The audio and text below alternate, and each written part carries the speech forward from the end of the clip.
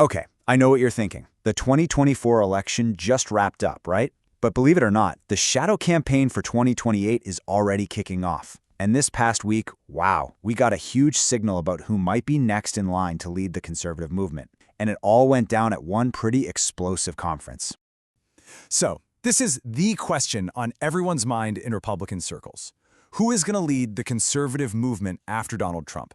I mean, with President Trump constitutionally ineligible to run again, you've got this massive power vacuum opening up.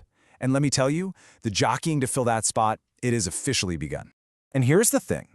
At this huge gathering, we're talking thousands of conservative activists, it looks like a clear heir apparent was, well, seemingly anointed.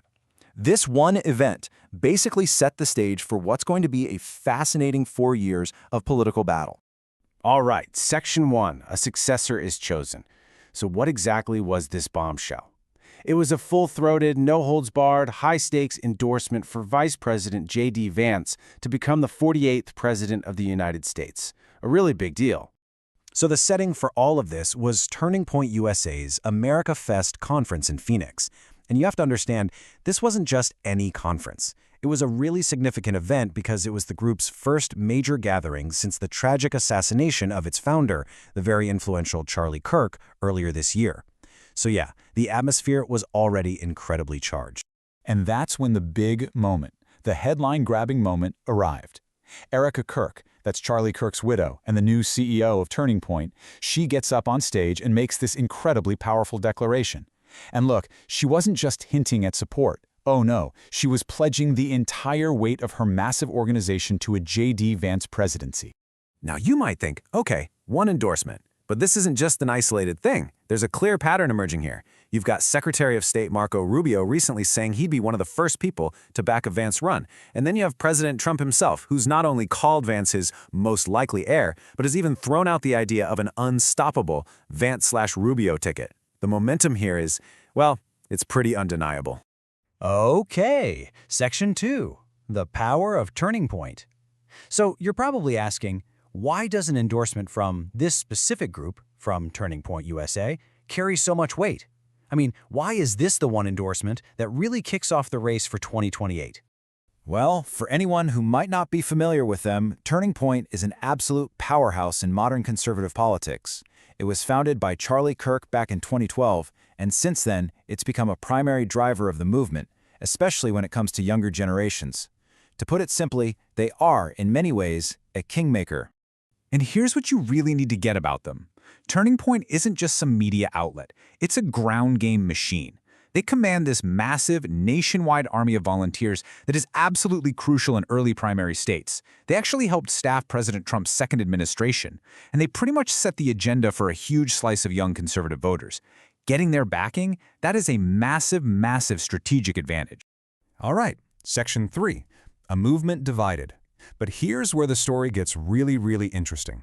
This anointing of JD Vance, it didn't happen in some happy moment of unity, not at all. In fact, the very conference where he got this huge endorsement became the backdrop for what looks like an ideological civil war brewing inside the conservative movement.